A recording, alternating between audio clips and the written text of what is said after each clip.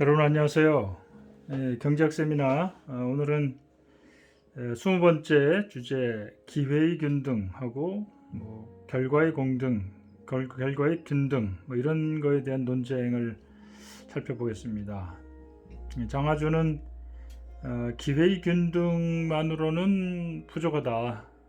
우리가 뭔가 좀 공정한 사회가 되기 위해서 우리가 여러 가지 균등화 정책을 펴고 있지만 기회의 균등 자체도 매우 중요하고 소중하지만 그것만으로는 문제를 본질적으로 해결할 수 없다는 얘기를 하려고 하는 것이고요.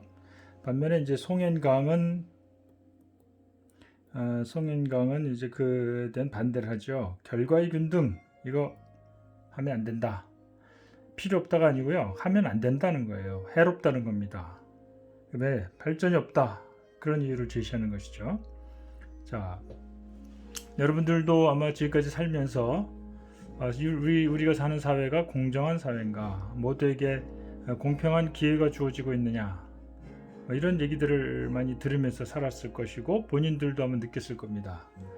우리가 이제 경제학적인 측면에 있어서 이러한 그 공정 사회를 가기 위한 정부의 정책이 어떤 방향으로 가는 것이 더 바람직한가 하는 것을 한번 생각해 볼 수 있는 시간이 되길 바랍니다. 장하준이 제시하는 기본적인 문제점은 뭐냐? 우리가 그 장하준이 얘기하는 그 문제점이라고 하는 것은 이런 것들입니다.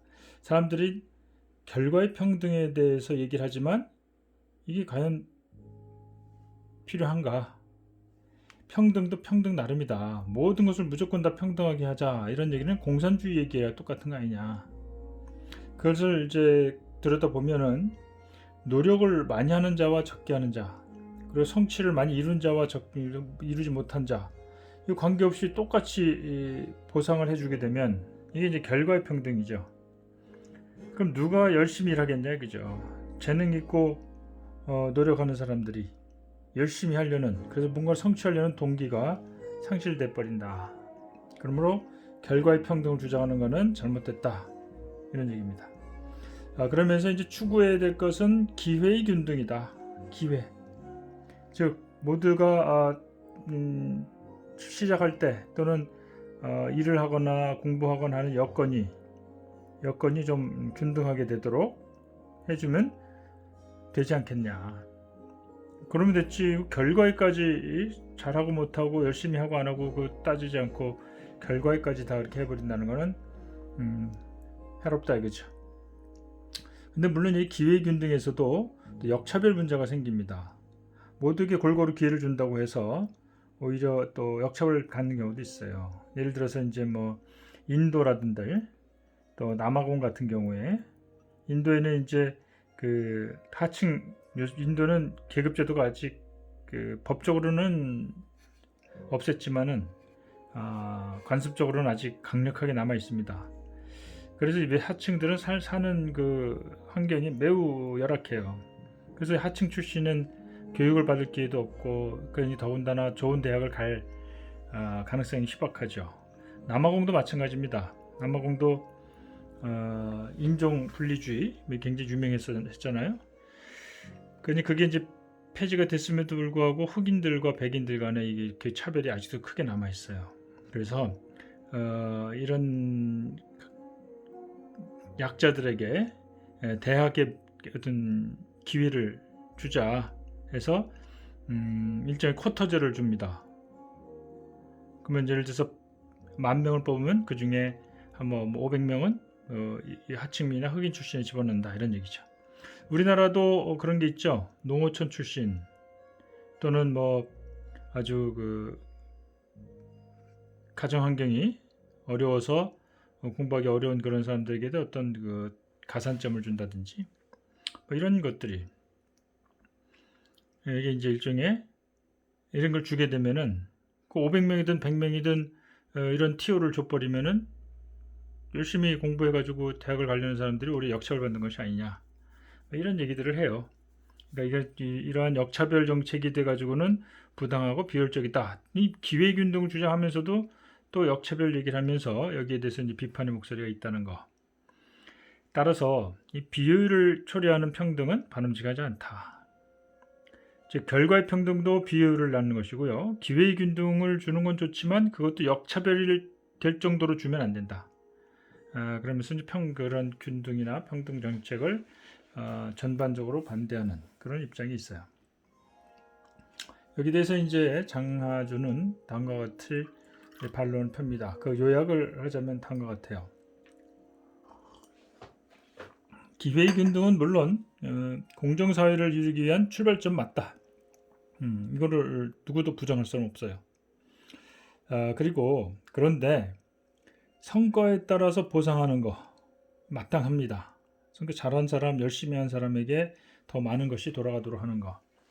근데 문제는 그 성과를 내기까지 과정에서 모든 사람이 동일한 조건에서 경쟁을 했는가 하는 것은 우리가 좀 따져볼 필요가 있다는 거죠. 특히 어린아이들의 그 성장, 교육 환경을 들여다보자는 겁니다. 가정 환경이 열악하고 배가 고파서 영양 부족으로 신체 발달도 안 되고, 그렇죠? 한참 그 성장할 나이에 또는 그 어린 나이에 또 일하러 다닌다든지, 또 여러분들 같은 대학생들, 누구는 뭐 그래도 여유 있는 집에서 태어나서 학비 걱정, 용돈 그 걱정 안 하고 공부에만 열중할 수 있는가 하면, 누구는 등록금도 본인이 마련해야 되고 생활비도 본인이 조달해야 되기 때문에 허구한 날 나가서 하루에 뭐 4시간, 8시간씩 막 아르바이트를 하고, 그러니 언제 공부를 합니까? 자, 이런 사람들이 학업에 열중할 수 없는 그런 아이들, 이런 어린 아이들이 또는 대학생들이 성적이 저조한 거, 그건 어떻게 생각해야 되냐 이거죠. 그래서 이러한 어린아이나 대학생들이 능력이 부족해서 성적이 나쁜 게 아니다. 그 교육 환경이 달라서 그런 것이다.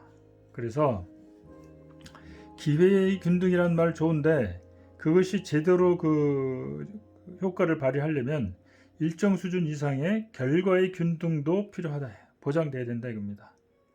부모가 아이를 굶기지 않을 정도의 소득이 있어야 됩니다.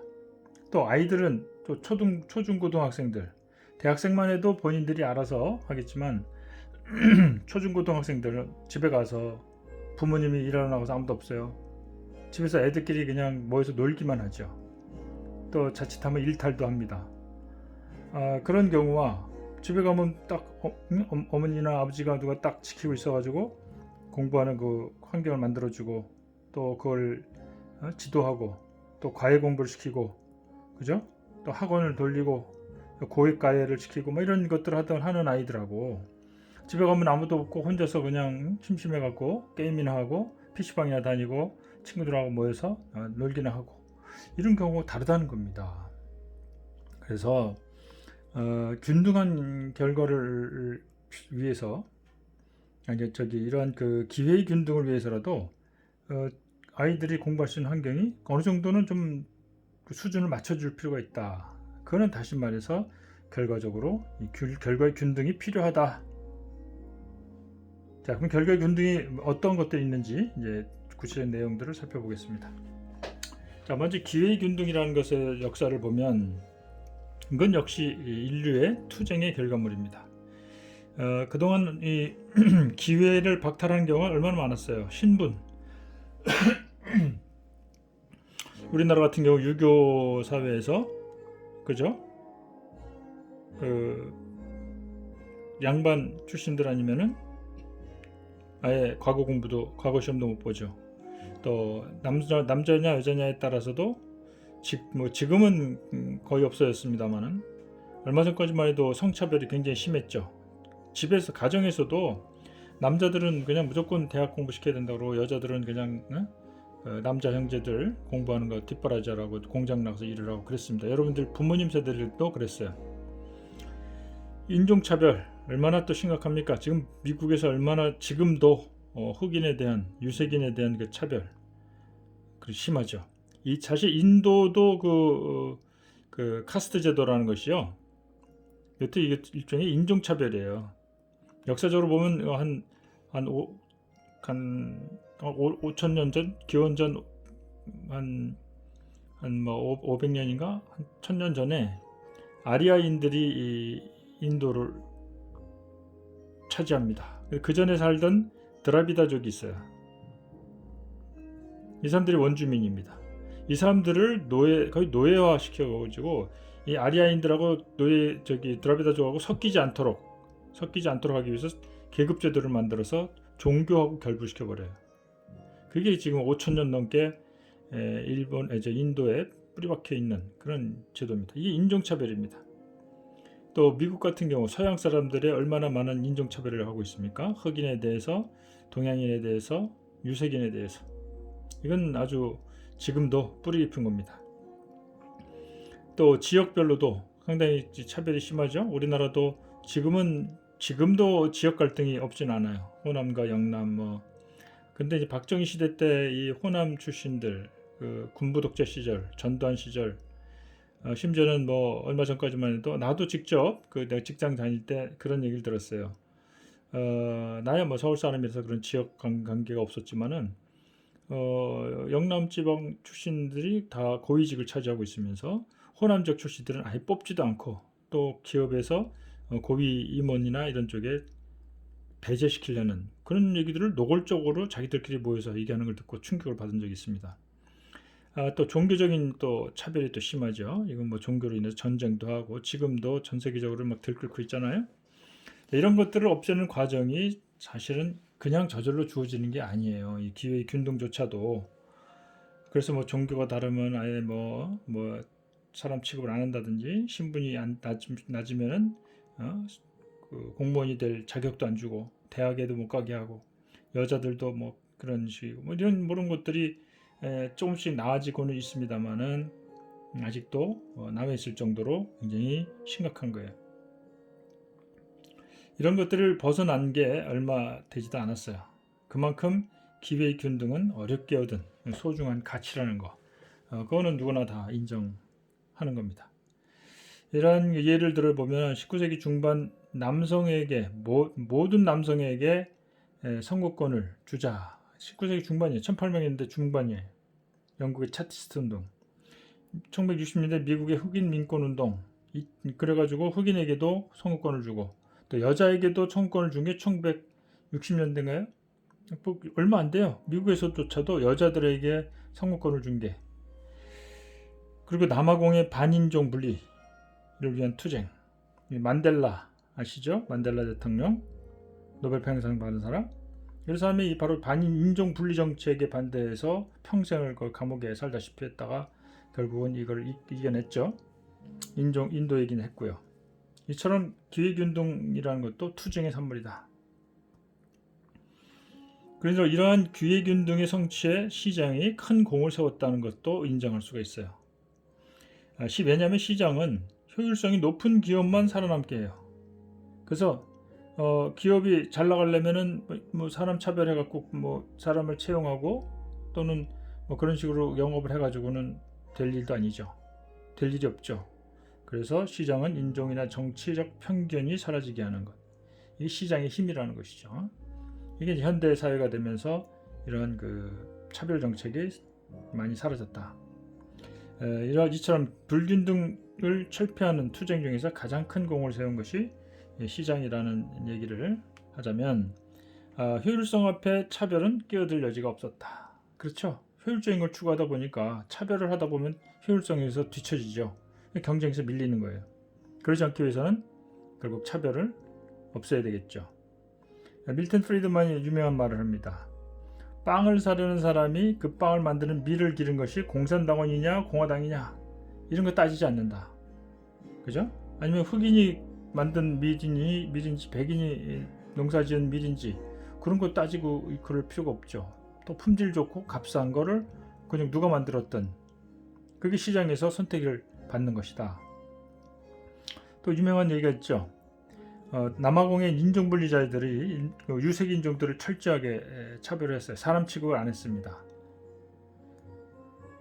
그런데 이제 일본 도요타 자동차가 좋다는 건 알아가지고 그걸 타고 싶은데 이거 유색인이 만들었으니까 자존심 상해서 못 타잖아요.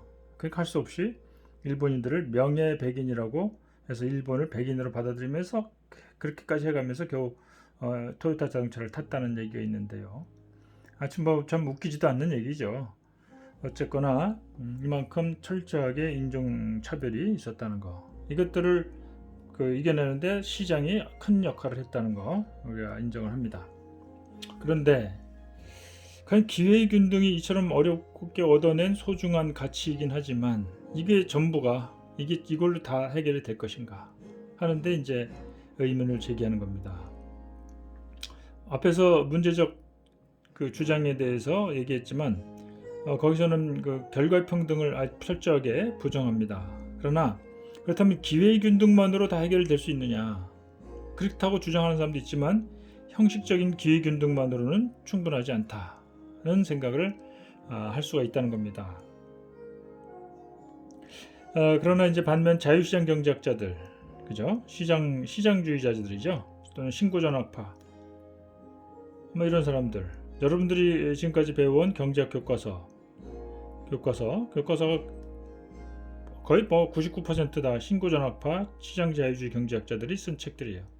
그게 현재 영국, 미국을 중심으로 전 세계의 경제학계를 지금 주류로 이루고 있는 것이죠.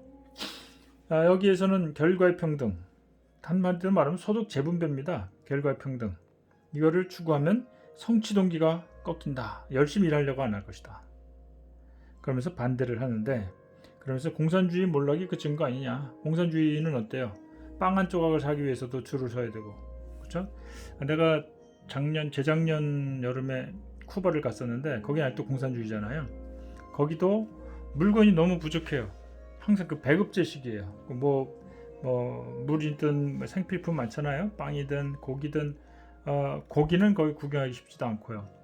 그 물건을 파는 슈퍼가 몇 군데 동네에 있는데 거기 가보면은 딱 텅텅 비어있는 날이 많고요. 물건이 들어오면은 줄을 서서 한 집당 몇 개 이상을 못 사가게 거의 배급제식으로 합니다. 그걸 보면서 공산주의가 참 이러한 면에서는 좀 불편하구나 하는 걸 알게 됐는데, 그런 모든 것을 똑같이 나눠주려고 하는 그런 결과의 평등 자체를 부정하는 이쪽 입장들, 그것도 나름대로 일리는 있어요. 공산주의가 망한 걸 보면 한 예인데요.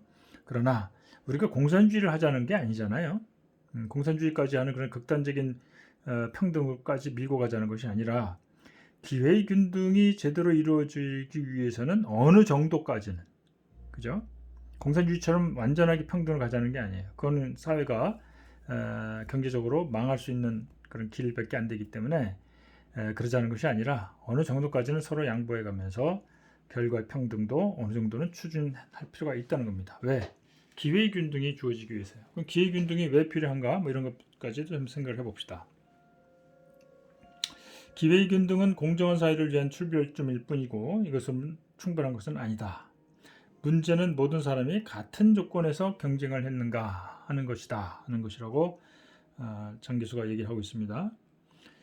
그래서 공정한 사회가 되려면 집에서는 부모가 생계비를 지원받거나 일종의 이것도 소득 재분배죠. 또 부모가 돈을 벌어서 일자리가 있어야 돼. 일자리 돈을 벌어서 아이가 굶지 않고 영양이 충분히 공급을 받아서 영양을 교육받을 수 있는 환경이 주어져야 아이들도 부유한 집 아이들과 못지않게 같은 조건으로 경쟁할 수 있다는 겁니다. 이게 결과의 평등이에요. 여기서 말하는 결과의 평등은 국민들이 생산한 것을 똑같이 나눠서 분배하자 이런 뜻이 아닙니다. 적어도 어린아이들이 교육 환경 면에서 다른 집 아이들과 비슷한 조건에서 공부할 수 있도록 하는 그 정도의 소득은 보장을 해줘야 되는 거 아니냐 이겁니다. 예를 들어서 한 사람이 1년에 10억을 벌고 한 사람은 일자리가 없어서 한 푼 못 벌고 있어요. 그러면 10억 버는 사람한테 세금 한 2억 정도 떼어내서 그 2억으로 수백 명에게 나눠줘서 기본적으로 어린아이들을 교육시킬 수 있는 환경이 만들어지도록 해주자는 것. 그러면 이제 10억에서 2억을 세금으로 낸 사람들 아깝겠죠. 그러나 장기적으로 보면은 그렇게 함으로써 모든 아이들이 올바른 교육을 받아서 우리 사회를 이끌어갈 훌륭한 인재로 키워낼 수 있는 것이죠. 또 건전한 시민이 될 수 있도록 교육도 시키는 것이고요. 그러지 않을 경우에 교육도 못 받고 제대로 열악한 환경에 자란 아이들이 커서 뭐가 되겠어요? 다 그런 건 아니지만 대부분 범죄자가 될 수가 있어요. 또 사회적으로 굉장히 일탈하는 경우도 많고, 그러면 사회가 불안하면 부자들도 결코 안전한 사회에서 살 수가 없는 겁니다. 결과적으로 길게 보면 결국 부자들도 자기 자신들을 위해서라도 다른 가난한 아이들이 올바른 교육을 받을 수 있도록 해주는 것이 도움이 될 수 있다는 겁니다. 자, 남아공의 흑인 가정 아이들의 경우 누구나 좋은 대학에 들어갈 수 있는 기회는 주어져 있어요. 시험 잘 봐가지고 들어가면 다 돼. 우리나라도 마찬가지죠. 다 뭐 수능 잘 보고 뭐 하면 다 돼요. 하지만 그 수능을 잘 볼 수 있는 환경이 되냐 이거죠. 만약에 남아공은 그렇습니다. 아주 열악한 지역은요, 역량 미달의 교사들이 지도를 해요. 그러니까 그런 데서 아무리 공부를 하려 해도 명문대학에 들어갈 가능성은 아주 희박한 거죠. 그래서 남아프리카의 경우에 카푸치노라는 비유를 듭니다. 카푸치노를 보면 바닥에는 갈색의 아주 진한 커피가 있고요. 그 위에 하얀 우유 크림 거품이 쫙 깔려 있고요. 그 위에 코코아를 살짝 뿌려놔요. 이게 융화가 안 되는 거예요. 서로 물과 기름처럼 서로 따로 분리돼서 살아갑니다. 우리나라로 치면 이제 물과 기름에 비유하는 것이죠. 서로 분리돼 버려요. 이게 남아프리카 공화국의 분리 정책이에요. 인종 분리 정책. 그걸로 인해서 그동안 분리가 돼 있었는데, 인종 분리 정책이 타파가 됐음에도 불구하고, 그래서 기회의 균등이 주어졌음에도 불구하고 여전히 흑인 사회는 올바로 주류 사회에 진출할 수가 없다는 겁니다. 그래서 장 교수가 얘기하고자 하는 것은, 기회가 균등하게 주어진다고 해서 그 기회를 잡을 수 있는 여건이 되는 것이 아니다. 진정으로 공평한 사회가 되려면 기본적인 여건을 마련해 주기 위한 어느 정도라고 했습니다. 공산주의처럼 완전하게 하자는 게 아니에요. 근데 이 결과평등을 반대하는 사람들은 마치 이 균등을 주장하는 사람들이 공산주의 하자는 식으로 매도하는 것이죠. 그러면 안 되죠. 공산주의 가자는 건 누구나 반대합니다. 다만 기회의 균등이 이루어지기 위한 어느 정도의 결과평등은 필요하다. 구체적으로 무슨 내용인지는 뒤에 가서 보기로 하고요. 왜냐하면 각자 처한 사회 경제적 환경이 개인의 성취에 심각한 제약으로 작용할 수 있기 때문에 그래요. 그렇죠? 집에서 조금만 보조해주고 서포트해주면은 다 훌륭하게 성장할 수 있는 아이들이, 그게 안 되니까 결국 어린 시절에 제때 배워야 할 것, 공부해야 될 것들을 제대로 못 익히면은 나이가 들면서 점점점 도태하는 것이죠. 그래서 물론 이걸 다 제도적으로 해결할 수 있는 건 아니에요. 그래서 모든 것을 사회경제적 환경에 돌려서도 안 돼요. 사회경제적 환경이 돼야만 모두가 잘 된다, 이런 얘기를 해서도 안 되지만, 그죠? 환경만 잘 된다고 다 잘 되는 거 아니잖아요. 그거를 경계하는 것이고요. 그렇다고 해서 또 열심히 노력하기만 하면 뭐든지 이루지 못할 게 없다는 식으로, 열악한 환경 속에서도 본인만 열심히 하면 되지 왜 그 환경 탓을 하느냐라는 비판도 해서는 안 된다니요. 왜? 어린아이들이 뭘 압니까? 주변에서 환경이 제대로 갖춰져야 아이들이 그 환경에서 쑥쑥 자랄 거 아니에요. 밭에다가 우리가 씨앗을 뿌릴 때도 그 씨앗이 잘 자랄 수 있는 환경, 수분도 주어지고, 그죠? 햇빛도 주어지고, 또 영양소도 주어지고, 이렇게 해야 쑥쑥 잘 자랄 수 있는 거예요. 그 하나라도 부족하면은 성장을 못하죠. 시들어 버립니다. 병이 들고. 병이 든다는 것은 육체적인 병이 든 것뿐 아니라 정신적인 병도 들어요. 그래가지고 온갖 사회에 해악을 끼칠 수가 있다는 겁니다. 그런 의미에서 볼 때 이런 환경을 만들어주기 위한 결과의 평등, 그런 부분은 우리가 반드시 할 필요가 있다, 그런 얘기입니다. 그럼 결과의 평등을 개선하기 위해서 어떤 것들이 필요한가? 먼저 어린이들의 경우에 보면은 성장교육 환경을 위해서 어느 정도의 결과 평등이 필요한데, 왜냐하면 무상급식이라든지 요새 실시되고 있죠. 무상급식, 방과 후 과외 이런 것도 실시되고 있죠. 또 예방접종 이런 것들이 도움이 돼요. 그러나 이거는 어디까지나 가정 밖에서 이루어지는 일들입니다. 근데 애들은 주로 가정 내에서 생활을 하거든요. 가정 내에서 누군가가 돌봐주는 일, 이런 밖에서 이루어지는 이런 제도적인 장치로 커버가 안 된다는 거죠. 그래서 가정 내에서의 어린아이들을 제대로 지도하고 돌보는 일을 위해서는 부모가 어느 정도 소득이 되고 집에서 아이들을 하고 함께 시간을 보낼 수 있는 누군가가 엄마든 아빠든 있어야 된다. 그 정도로 소득은 균등하게 맞춰질 필요가 있다는 겁니다. 요즘 우리나라에 그런 얘기가 있어요. 옛날에는 개천에서 용났다 얘기를 하지만 요새는 개천에서 용나는 시대가 아니라는 얘기를 많이 해요. 왜 그럴까요? 과거에는 가난한 집에서도 성공한 사람들이 많이 나왔어요. 근데 그땐 가난했다 해도요, 그 여건이 전체적으로 다 가난했기 때문에 격차가 없었어요. 그러니까는 가난한 집에서도 충분히 경쟁을 통해서 비슷한 환경이니까 대부분이 다 가난했기 때문에, 그래서 개천에서 용났다는 말이 아주 심심치 않게 나왔죠. 그러나 지금은 어떻습니까? 지금은 수준으로 보면 과거보다는 생활 수준이 높아졌겠지만, 그러나 잘 사는 사람과 못 사는 사람의 격차가 너무너무 커진 겁니다. 그러다 보니까 잘 사는 사람들은 교육 환경이 비교 안 될 정도로 아주 훌륭해요. 그러나 가난한 집 아이들은 그 환경이 너무 낮아요. 그러니까 좋은 환경에서 공부한 애들이 다 좋은 자리, 좋은 대학 다 차지해 버립니다. 그러니까 가난한 집 애들은 더 이상 경쟁할 수 있는 여건이 안 되는 것이죠. 그래서 개천에서도 용이 날 수 있도록 그 개천의 환경을 개선해 줘야 된다는 거예요. 계속 고여 있고 썩어 있는 그런 물에서 좋은 물고기가 살 수가 없잖아요. 그 물을 정화시켜주고 그 물고기들을 돌봐주고, 그죠? 이럴 필요가 있다는 겁니다. 그러기 위해서 어린 아이들이 주로 생활하는 가정이 애들 생활의 원천이기 때문에 그 가정에 좀 보조라든지 이런 것들이 필요하다, 이런 얘기입니다.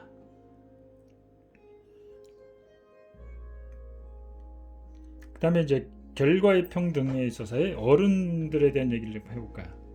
그럼 이제 결과 평등, 어린아이들을 위한 그 교육 환경을 좋게 하기 위해서 가정에 어느 정도의 최소한의 소득은 주어져야 된다, 이런 얘기죠.